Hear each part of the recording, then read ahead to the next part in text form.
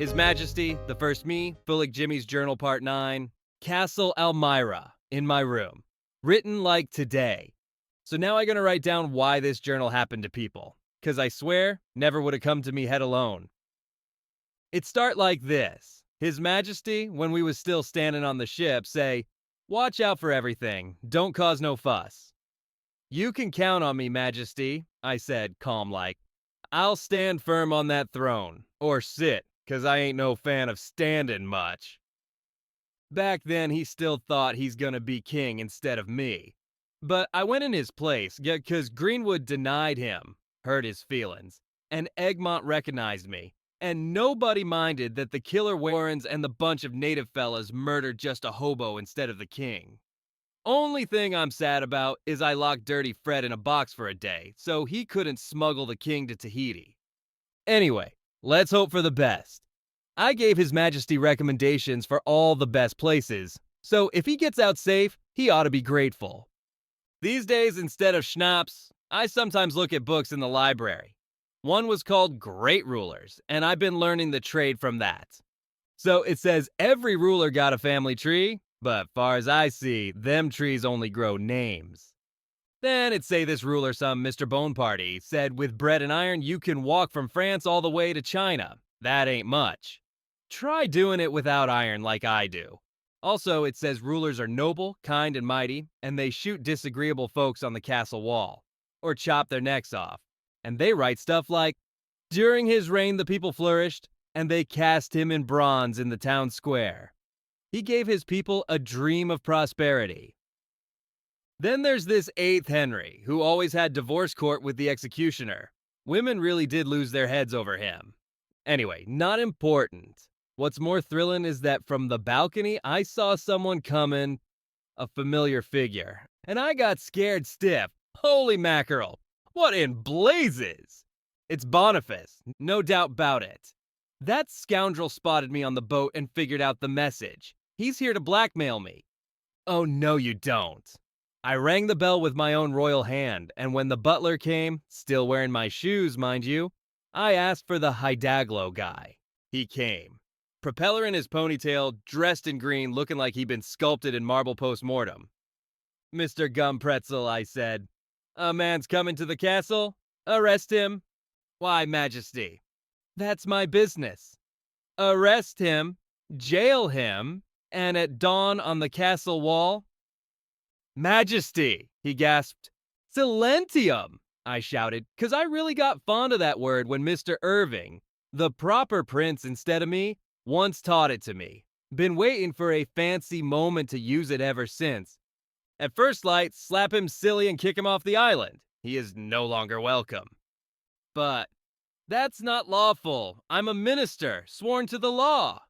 My colleague, Mr. Henry VIII, who also ruled an island kingdom, had a minister named Thomas More, and chopped his head off.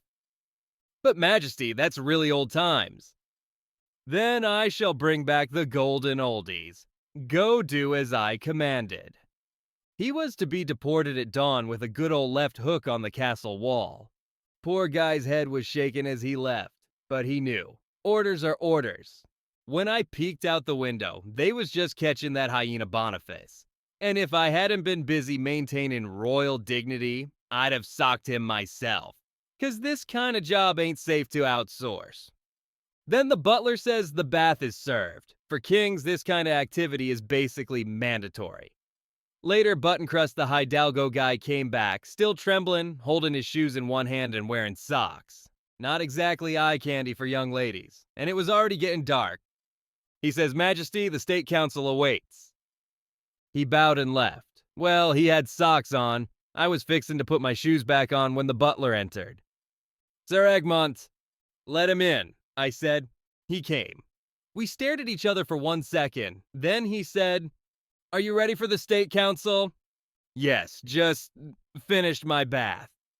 Briefly, if the council doesn't pass the law of succession today, you'll be placed under guardianship, and Lady Sitag Ella awaits you. Sounds like some old hag trying to scare me, but this guardianship thing was real trouble. "Look, Egmont, thing is, give me a little more time." "No point haggling." This is fixed. It's a war declaration. Ultimatum. Must be some local curse word, but off he went. And me standing there, freshly bathed. Now what? The queen asked me not to sign. The king surely don't want me to force some law into his face. I looked out. Stars. Thick, damp evening air. Palms everywhere and the wild, lovely smells of nature. And far out, the smooth black Indian Ocean. Bah, Fulig, Jimmy! What are you waiting for? Take them jeweled decorations to your smuggler pals and go. You ain't made for this royal biz. Been 2 days I can't sleep proper in that bed, no appetite. I'd sleep better on a wet dock in Toulon, and traveling in a ship's bilge would feel like first class. That's it for me. Gotta reach some noisy port before the monsoon ends? Time to go. And I hereby respectfully resign. I'll take a few small metal souvenirs, gold and such. A man don't rule for free. As the queen showed me, I turn a knob behind the portrait. It slides over. I sneak out and push it back. Good day. Let the council wait in socks till they catch cold. I walk the corridor. Still got my flashlight from my reign, beginning to end. Some big fat rats run off scared. Nice little creatures. And finally, I get to a big gate. Open it, and there I am, outside the fortress. Under open sky. I breathe deep. What joy to air condition your soul. There's the old railway track, overgrown. Oh Lord, what's the great saying of vagabonds? Everywhere's good, but nowhere's best. Aha. And I'm just about to leave when suddenly a quiet voice says, "Good evening, Jose." Standing there was the ghost captain holding a pistol at my face, calm and dead serious as ever, moonlight shimmering on the droplets along his cap and rubber coat. "You?" I said, a bit hoarse. Kinda weird moment. "Yes. Who are you?" "Doesn't matter, Jose. You don't just abandon a throne at night with a backpack. What's it to you?" "Shh. We still need you, Jose. You must stay, understand? And if I don't, then I'll shoot you." He said it real gentle, even lit a cigarette. "Tell me, Jose, do you really not know what happened to the cabinet that was in Fernandez's room? The guy who used to be a prince. What's he after now?" Something rustled in the bushes. "Answer truthfully, it might be real important."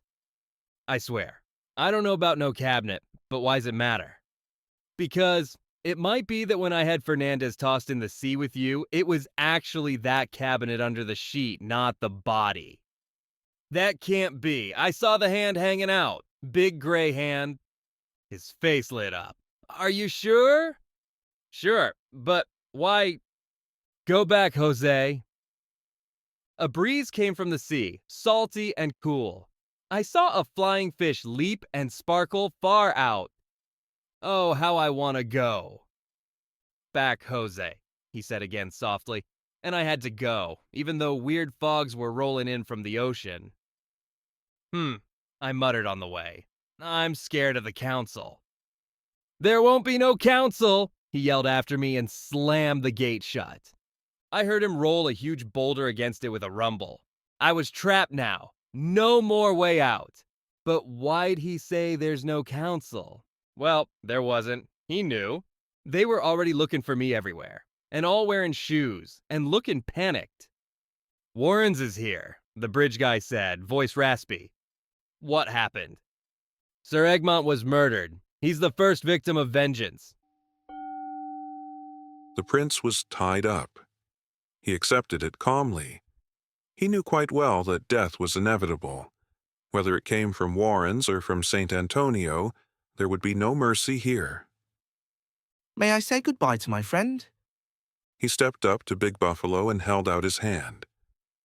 "Thank you for trying to help me. I'm sorry I cannot reward you."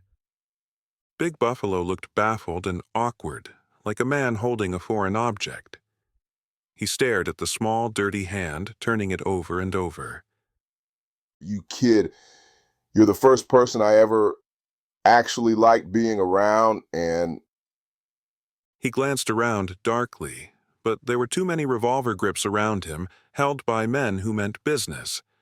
His frustration ground into his teeth, which made a loud and painful crunch. Let's go. Take this worm to the emergency exit. 2 Navy men escorted him away, and with that, His Highness the ruling Prince of St. Antonio had his brief encounter with freedom brought to an end. They didn't take him to the lift this time. Instead, they led him down a staircase from the interior of the building. Then came a long walk through underground corridors, pitch dark. Walk ahead. He obeyed. Suddenly he slipped and rolled down a muddy, steep slope. Not far. Just a few meters. Devil will. A light wobbled closer, and then a man appeared. One who truly resembled the devil. He was coal-black, armed with a lantern and a revolver. Someone's going through the emergency exit. The tiny lamp's glow bounced across the narrow passage. The prince sat in a shaft, surrounded by slick clay walls. In front of him stood a strange door, like one you'd find in a modern bar, shorter than the ground, split in two, with no handle. Behind the door, darkness, whispering sounds, and a foul, salty sea stench.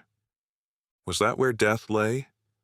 A large sign hung on the door, "Emergency Exit." And beneath that, "Hand over your clothes to Devil Will. Support the poor. Every good deed counts in the afterlife." You hungry? I've got a herring. No, thank you. No booze either. No.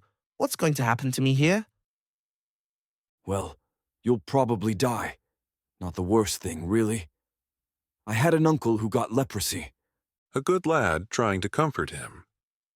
The prince sat at the bottom of the slick slope, eyes adjusting to the gloom.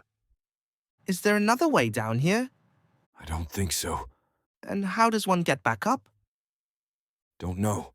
From where you are now, no one's ever come back. They fell silent. A splash. Drops falling. Hey, Devil. Yeah, How do people die here?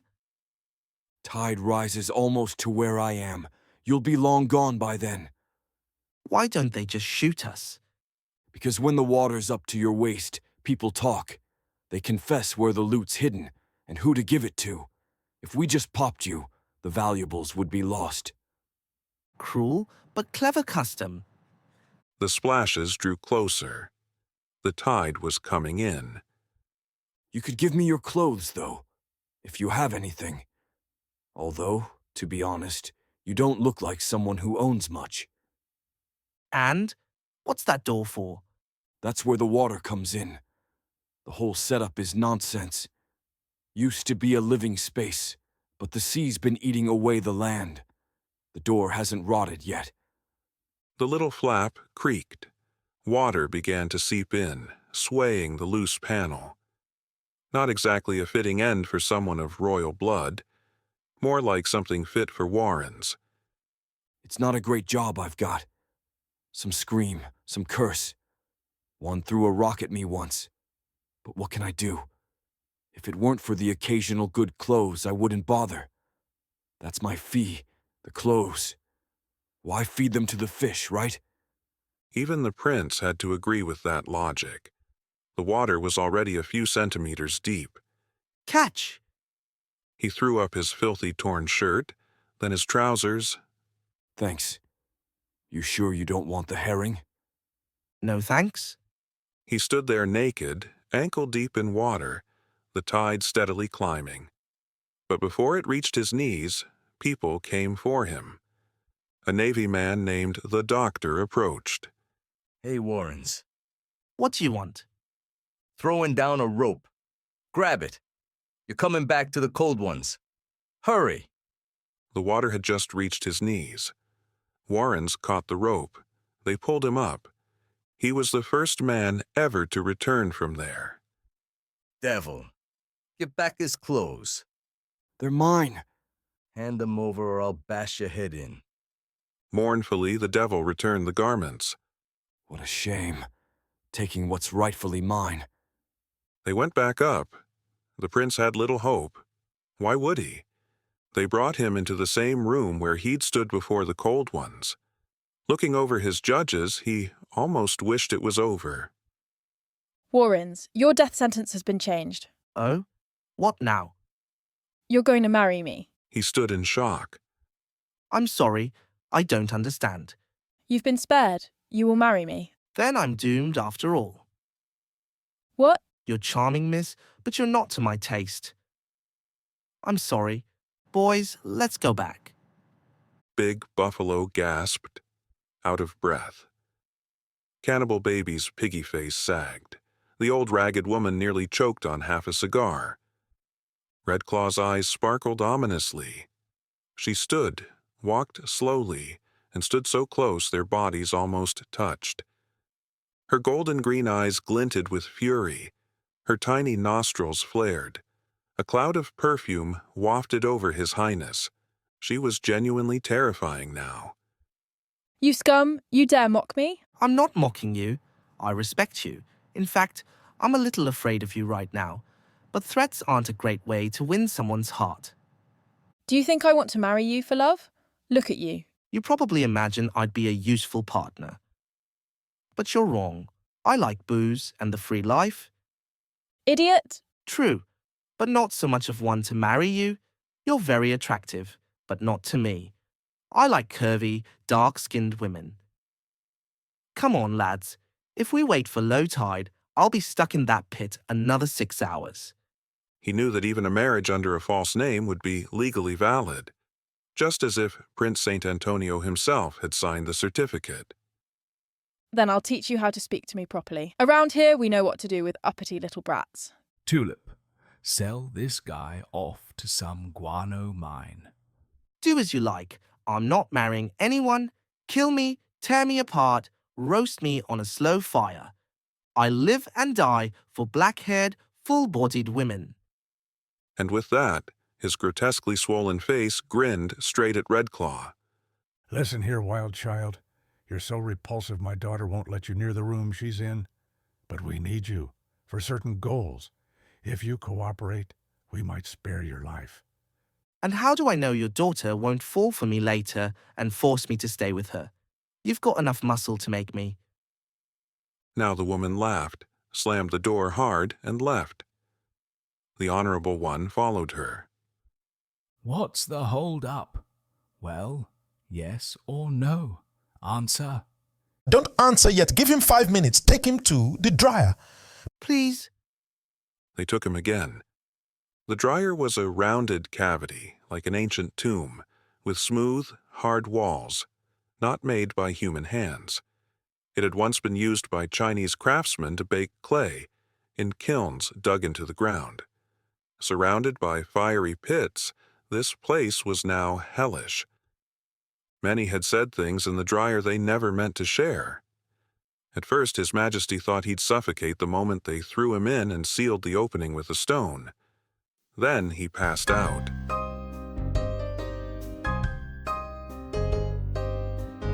To be continued.